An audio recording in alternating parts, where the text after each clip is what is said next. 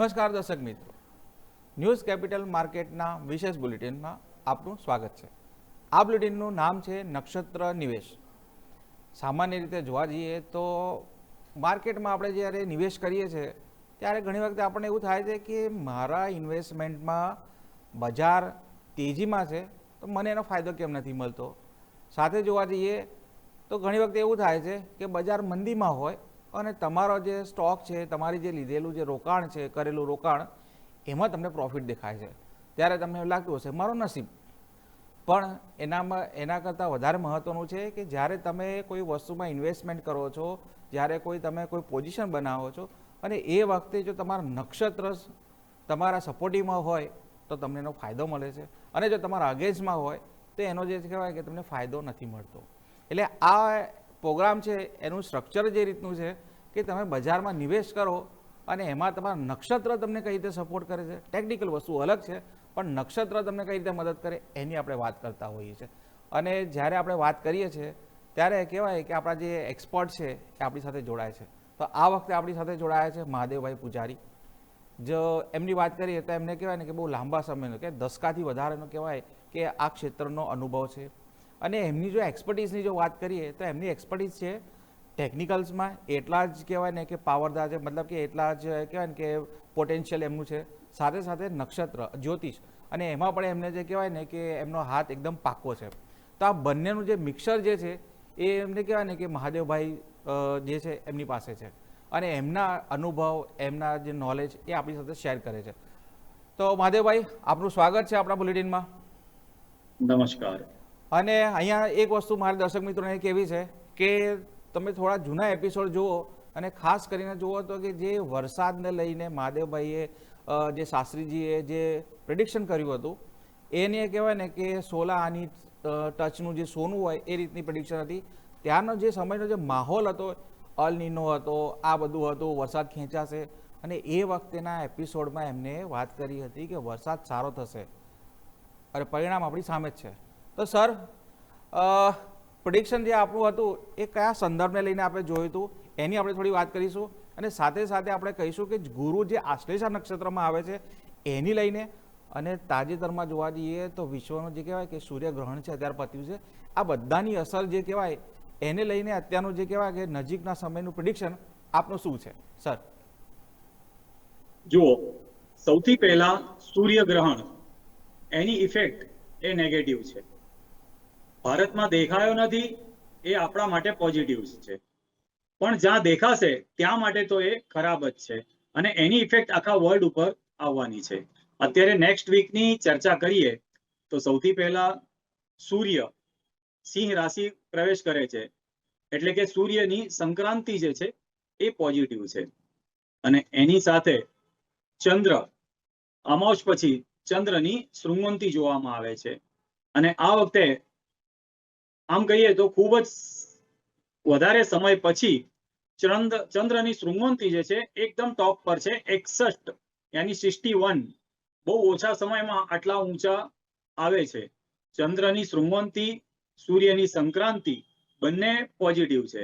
હવે સૂર્યગ્રહણ એ નેગેટિવ છે, પણ એનો ઇફેક્ટ ક્યારે આવશે એ જાણવું ખૂબ જરૂરી છે. અને એનું ઇફેક્ટ જે છે એ સીધા 22 તારીખ પછી આવવાની સંભાવના હોય છે. એટલે કે આપણે આ વીકની વાત કરીએ તો સૂર્યની સંક્રાંતિ પોઝિટિવ ઇફેક્ટ આવી શકે, અને ચંદ્રની શૃંગવંતીનું જે છે એ પોઝિટિવ ઇફેક્ટ આવી શકે, પણ સૂર્યની સંક્રાંતિનું એ નેગેટિવ ઇફેક્ટ આવી શકે. પણ એ ઇફેક્ટ ક્યારે આવશે તો 22 તારીખની આસપાસ આવશે. અને મજાની વાત એ છે કે સૂર્ય જ્યારે કેતુને મળે છે એની પહેલા બહુ જ સારી, એટલે કે ખૂબ જ સારી એવી તેજી પણ થતી હોય છે. પણ યાદ રાખવું જોઈએ કે કેતુ નજીક આવે ત્યારે અચાનક પણ ડાઉનફોલ આવવાની શક્યતા હોય છે.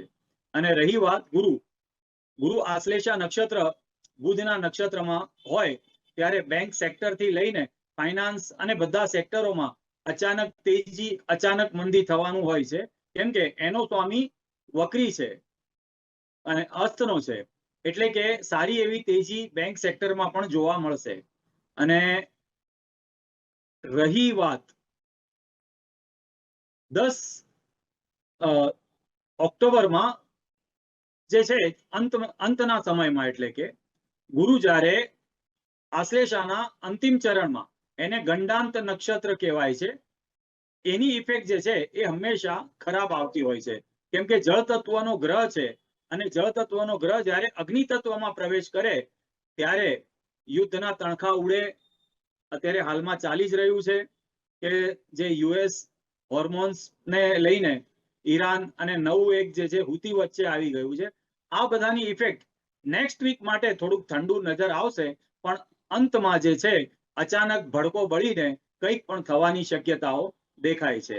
અને ગુરુ આશ્લેષા નક્ષત્રમાં વાયરસ ઇન્ફેક્શન, જેમ કે અબોલાથી લઈને મહામારી, શ્વાસની તકલીફ, અને આવા સિચ્યુએશનમાં પ્લેગ જેવા પણ જે છે બીમારીઓ, ઝાડાને લઈને બીમારીઓ, પાણી અને શ્વાસને લગતી બીમારીઓમાં જે છે વધારો થવાની શક્યતા હોય છે. અગ્નિ તત્વ અને જળ તત્વ જ્યારે મિક્સ થતું હોય ત્યારે આ તકલીફ, એટલે કે અંતના સમયમાં ખૂબ જ વધારે રહેવાની શક્યતા હોય છે. અને બુધ એ કોમ્યુનિટીનો કારક છે, જેનો નક્ષત્ર, એના કારણથી ફ્રોડથી લઈને જેમ કહીએ કે સાયબર ક્રાઇમ, એ બધી શક્યતાઓ પણ ખૂબ વધારે થવાની શક્યતા હોય છે. રશિયા યુક્રેનની વાત કરીએ તો નેક્સ્ટ વીક માટે થોડુંક બધું ઠંડુ દેખાય છે, પણ અંતમાં કહી શકાય નહીં. ની જે રીતનું માહોલ બની રહ્યું છે, ગુરુ આશ્લેષા નક્ષત્રમાં છે, એ વખતેની શું પરિસ્થિતિ બની રહ્યો છે, તો અહીંયા આપણે છે ને બે વસ્તુનો ઉલ્લેખ કર્યો છે. રશિયા એટલે ઈરાન અને અમેરિકાની વોર, અને સાથે લઈને વાત કરી છે ફાઇનાન્શિયલીને. તો એવું કંઈ લાગી રહ્યું છે કે આ સમયની અંદર આપણે જે કે ફાઇનાન્શિયલ છે, તો ફાઇનાન્શિયલ કૌભાંડ બહાર આવી શકે, અથવા તો ફાઇનાન્શિયલી પોઝિટિવિટી આવી શકે, એવા કઈ રીતના સંજોગો બની રહ્યા છે ખરા? એવા કોઈ સમાચાર મળી રહ્યા આપણને? ગુરુ જ્યારે આશ્લેષા નક્ષત્રમાં હોય ત્યારે આવા બધા કૌભાંડો બહાર આવવાની શક્યતાઓ ખૂબ જ વધારે હોય છે.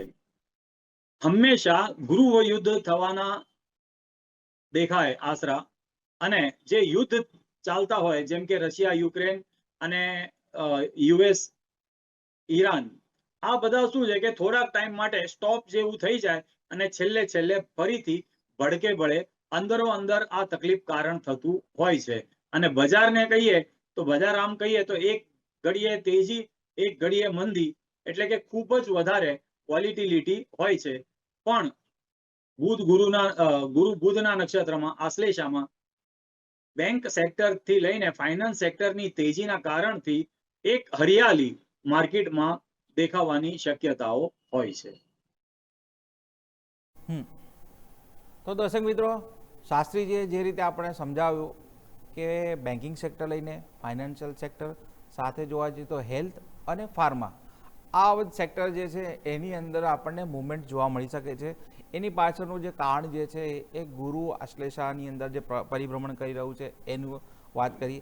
સાથે વાત કરી કે જે રીતે જે મહામારી છે એના પણ સંયોગો બની રહ્યા છે, અને જોવા જઈએ તો જ્યારે પણ મહામારીનો સમય થાય ત્યારે ફાર્મા સેક્ટરની અંદર આપણને થોડું તેજી આપણને કહેવાય ને કે જોવા મળતી હોય છે. પણ સાથે જોવા જઈએ તો જે મહત્ત્વની અહીંયા જે કહેવાય ને કે એ છે માર્કેટ વોલેટાઇલ છે.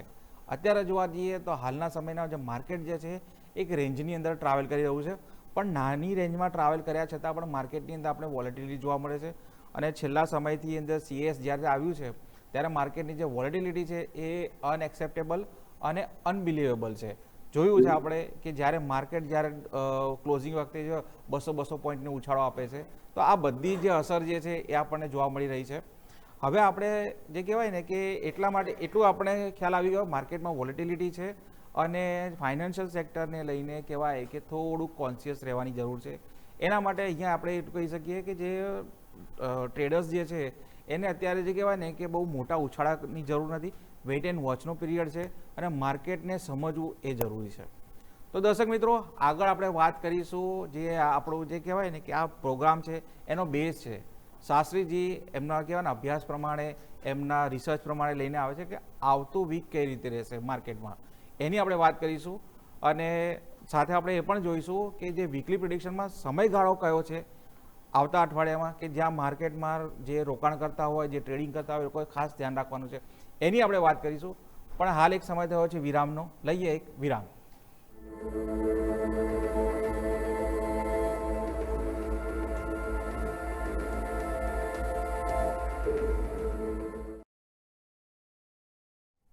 બ્રેક બાદ આપનું સ્વાગત છે દર્શક. બ્રેક ઉપર જતાં પહેલાં આપણે વાત કરી હતી કે જે વીકલી પ્રિડિક્શન છે એમાં શું થશે. જોવા જઈએ તો આ જે પ્રોગ્રામ છે એનું જે કહેવાય ને કે બેઝ જે છે, મૂળ જે અમારો જે પ્રોગ્રામ ક્રિએટ કરવાનો જે ઇન્ટેન્શન છે એ છે કે જે ટ્રેડર્સ જે છે એમને આવતા અઠવાડિયે માર્કેટની ચાલ શું રહેશે, માર્કેટનું મૂવમેન્ટ કેવી રહેશે, એના ઉપરની વાત કરવાની.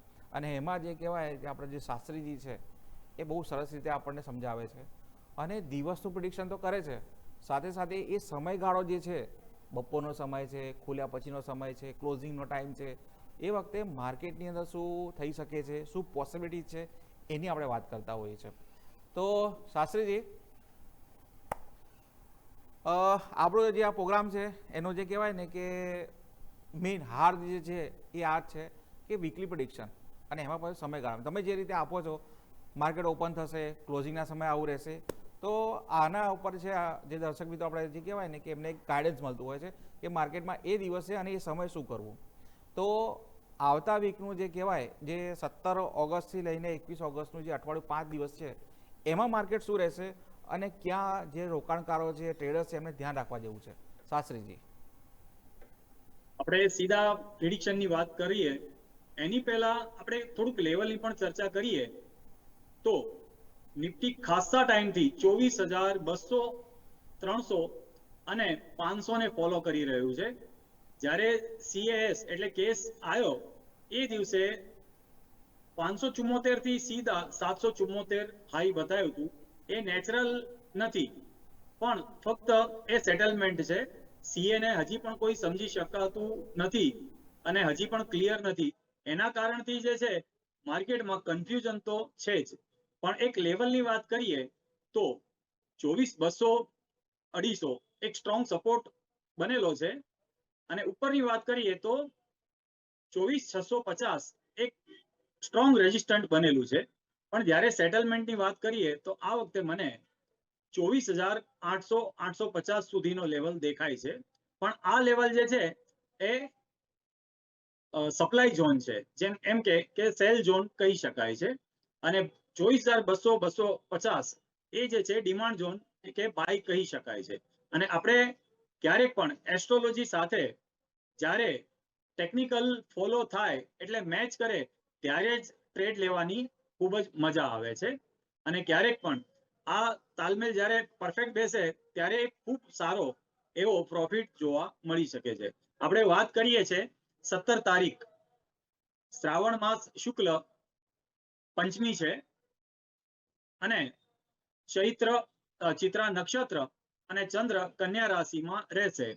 તો અહીંયા સપ્તાહનો પહેલો દિવસ માર્કેટ 11:15 સુધી એક સારી એવી તેજી કહી શકાય. પણ પછી 12 વાગ્યા સુધી આમ કહીએ તો રેન્જ બાઉન્ડ થઈ શકે, કાં તો પ્રોફિટ બુકિંગ આવી શકે.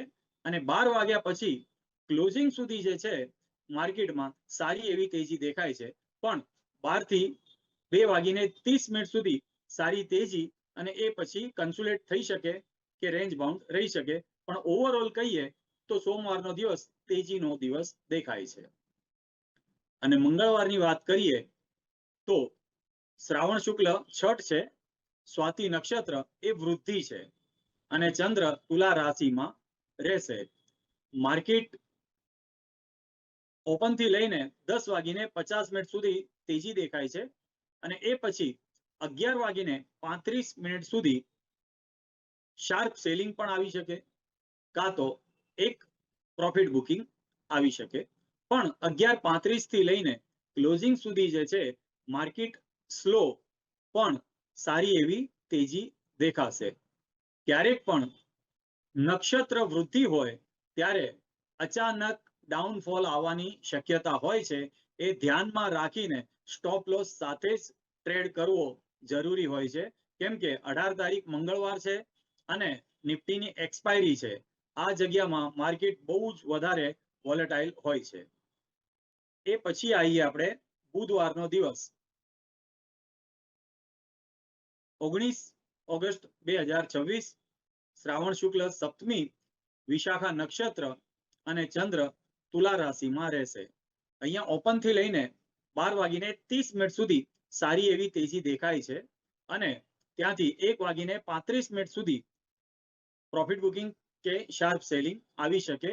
વૃદ્ધિ તિથિની ઇફેક્ટ જો આવે તો અહીંયા શાર્પ સેલિંગ આવી શકે, નહીં તો ખાલી કન્સુલેટ કરશે અને એક નાનકડો પ્રોફિટ બુકિંગ કહી શકાય. 1:35 થી લઈને 2:40 સુધી સારી એવી તેજી છે અને એ પછી ક્લોઝિંગ સુધી માર્કેટ કન્સુલેટ પણ પોઝિટિવ રહેવાની શક્યતા છે. પછી આવશે ગુરુવારનો દિવસ 20 ઓગસ્ટ 2026, શ્રાવણ શુક્લ અષ્ટમી, અનુરાધા નક્ષત્ર, ચંદ્ર વૃશ્ચિક રાશિમાં રહેશે, એટલે કે નીચ રાશિમાં આવશે.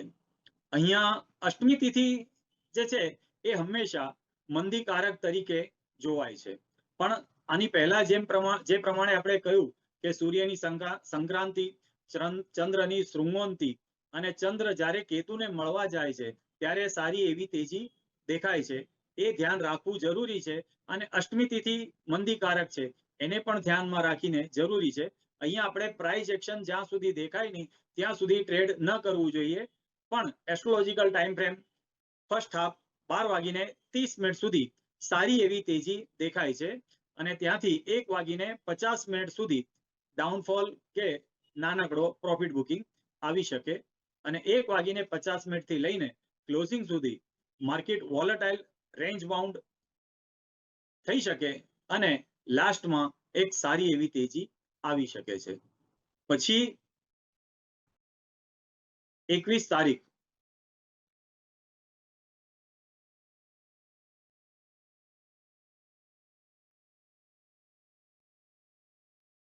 શ્રાવણ શુક્લ નવમી છે, અનુરાધા નક્ષત્ર 11:53 સુધી અને એ પછી જ્યેષ્ઠા નક્ષત્ર, ચંદ્ર વૃશ્ચિક રાશિમાં એટલે કે નીચનો રહેશે. આ સપ્તાહનો અંતિમ દિવસ છે. આખા વીકમાં આપણે સારી એવી તેજી કહીએ છીએ, પણ અહીંયા કેતુની ખૂબ જ નજીક આવવાથી અચાનક ડાઉનફોલ પણ આવી શકે છે. એ ધ્યાનમાં રાખીને ટ્રેડ કરવું જોઈએ. માર્કેટ ઓપન થી લઈને 12:20 સુધી ડાઉન એટલે કે શાર્પ સેલિંગ આવી શકે છે. 12:20 થી લઈને 2:40 સુધી ફરી રિકવરી ની કોશિશ કરશે. માર્કેટ સ્ટ્રગલ કરશે તેજી થવાની અને 2:40 થી ક્લોઝિંગ સુધી જે છે અચાનક શાર્પ સેલિંગ આવી શકે છે.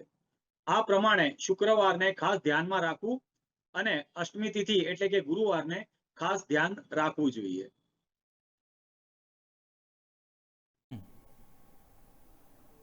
શાસ્ત્રીજી, આપણે બહુ સરસ રીતે સમજાવ્યું કે સોમવારથી લઈને શુક્રવાર સુધીમાં માર્કેટ કેવું રહેશે.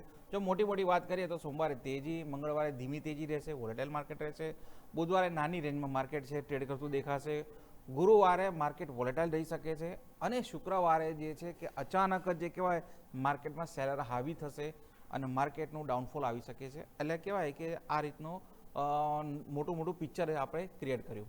પણ દર્શક મિત્રો, અહીંયા અમારા તરફથી ક્લેરિફિકેશન આપવી અમારી જરૂર છે કે આપણે જો આ અને લઈને જો તમે કોઈ ટ્રેડ કરતા હો તો આપણા જે ફાઇનાન્શિયલ સલાહકાર છે એની લઈને સલાહ લઈને આપણે કરવું. કારણ કે આ જે પ્રોગ્રામ છે આપણે જે આપવામાં આવે છે એનાથી તમને જે માહિતી આપવામાં આવે છે એજ્યુકેશન માટે આપવામાં આવે છે, નોલેજ માટે આપવામાં આવે છે. આને લઈને જો તમે ટ્રેડ કરતા હો તો જરા કહેવાય કે તમારા સલાહકાર છે, આર્થિક સલાહકાર, એની મદદ લેવી જરૂરી છે. તો શાસ્ત્રીજી, આપણે જે કહેવાય કે આપણી પરંપરા છે કે જે આપણે આ પ્રિડિક્શન પછી આપણે પ્રોગ્રામમાં કુંડળીનો પણ સામેલ કરતા હોય છે. તો આ વખતે કુંડળી છે આપણી પાસે આવી છે. એ કુંડળીમાં શું પ્રશ્ન છે કે માર્કેટમાં શું કરવું, માર્કેટમાં ટ્રેડિંગ કરવું, લોંગ ટર્મનું ઇન્વેસ્ટ કરવું તો શેમાં કરવું, એ રીતનો આપણે પ્રશ્ન આવ્યો છે. અને સાથે દર્શક મિત્રો અહીંયા આવે છે કે આપ જો કોઈ આપનો પ્રશ્ન સૂચવતા હો, આપને કોઈ પૂછવું હોય તો આપ આપની છે અમારા યુટ્યુબના માધ્યમથી, તમે સોશિયલ મીડિયાના માધ્યમથી અમારી સાથે જોડાઈ શકો છો.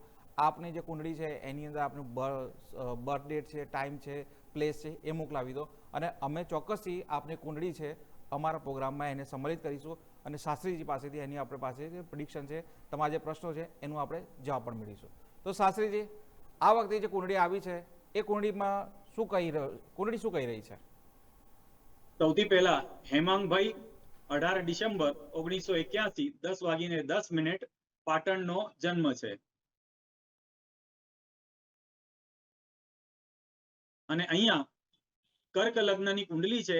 લગ્નમાં વર્ગોત્તમી રાહુ બેઠો છે અને લગ્નેશ ત્રીજા ભાવમાં મંગળ સાથે લક્ષ્મી યોગ છે. અને કન્યા રાશિમાં કહીએ તો વર્ગોત્તમી શનિ પણ બેઠો છે. શનિ અને મંગળનો ડિફરન્ટ જે છે અંતર ખૂબ જ વધારે છે, એટલે કે આ યોગ શનિ મંગળનું ઇફેક્ટ નહીં આપી શકે. અને તુલા રાશિમાં ગુરુ બેઠો છે. ચોથે ગુરુ આમ કહીએ તો માણસ સુખી છે.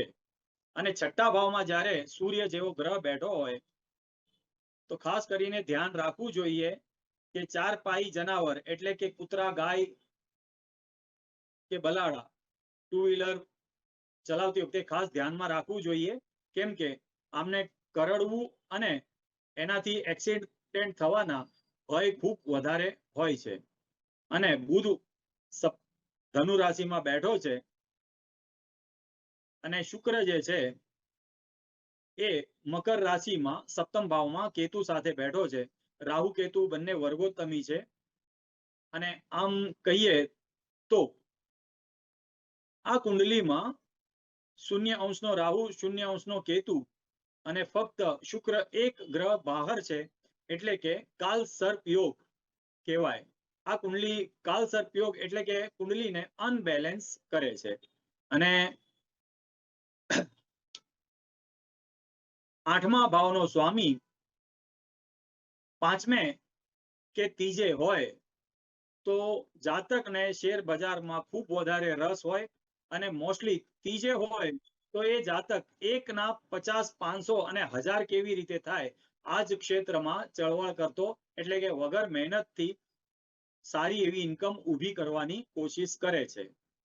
અને આપણે આ કુંડલીને કૃષ્ણમૂર્તિ પદ્ધતિથી જોઈએ તો 5માનો સબલોડ કેતુ છે અને કેતુ સૂર્યના નક્ષત્રમાં અને રાહુના સબમાં છે.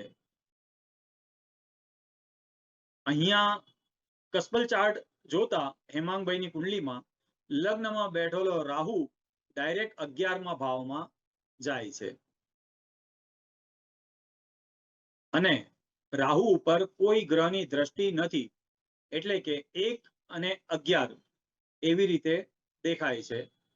અને રાહુ મકર રાશિ જે છે 6 અને 7 2 ભાવ બતાવે છે. અને સામે વૃષભ રાશિ અને વૃશ્ચિક રાશિ ગલિત થાય છે. એ હિસાબથી 12 બતાવે છે પણ 8 પણ બતાવે છે. એટલે કે 8, 12, 5, 11, 1, 7, 6 આવી રીતે બહુ બધા બતાવતું હોય ત્યારે જે છે માર્કેટ એટલે કે કુંડલી સ્ટોક માર્કેટ માટે કન્ફ્યુઝ કરતું હોય છે. અને ક્લિયર 5મા ભાવમાં બેઠો છે અને બીજો જે છે એનો નક્ષત્રપતિ બીજે બેઠો છે એમ કહી શકાય. અને રાહુ 3, 11, 5 બતાવે અને સાથે રાહુ, કેતુ અને સૂર્ય 5, 5, 2 બતાવે છે. આ બધું જોતા કહીએ કે સ્ટોક માર્કેટમાં ટ્રેડ કરી શકાય છે. સારું છે અમને. તો અને દશાની પણ વાત કરી લઈએ. હા. ગુરુની દશા અને શુક્રનું અંતર છે. ગુરુ 3, 11, 5, 9 બતાવે છે, સારું છે. અને શુક્ર જે છે અનટેલેન્ટેડ પ્લેનેટ છે. અનટેલેન્ટેડ પ્લેનેટ નો મતલબ કે આના શુક્રના નક્ષત્રમાં કોઈ ગ્રહ નથી, એટલે કે શુક્ર જે છે પોતાનું ભાવેશ એટલે કે જ્યાં બેઠો છે બધાનો ફળ આપવા માટે સક્ષમ છે.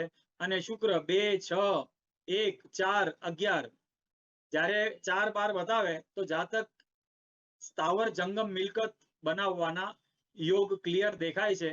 અત્યારે સારો સમય છે, કરી શકાય છે. અને સ્થાવર મિલકત જે છે એ પણ ખરીદી કરી શકાય છે.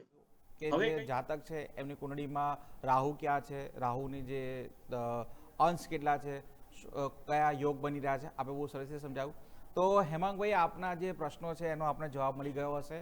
તો શાસ્ત્રીજી, આપનો ખૂબ ખૂબ ધન્યવાદ. આપ આપણી સાથે જોડાયા અને આપના જે કિંમતી સમય છે અમારી સાથે સ્પેન્ડ કર્યો અને અમારા દર્શકોને માહિતી આપી કે આવતા અઠવાડિયે માર્કેટમાં ક્યાં ધ્યાન રાખવા જેવું છે એની આપે માહિતી આપી. એના માટે આપનો ધન્યવાદ શાસ્ત્રીજી.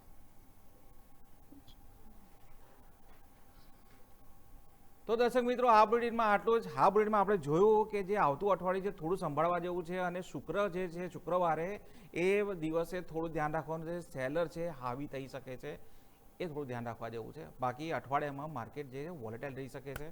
તો આ બુલેટિનમાં બસ આટલું જ. આપ જોતા રહો ન્યૂઝ કેપિટલ માર્કેટ, કારણ કે અમે છીએ નફાનું નવું સરનામું.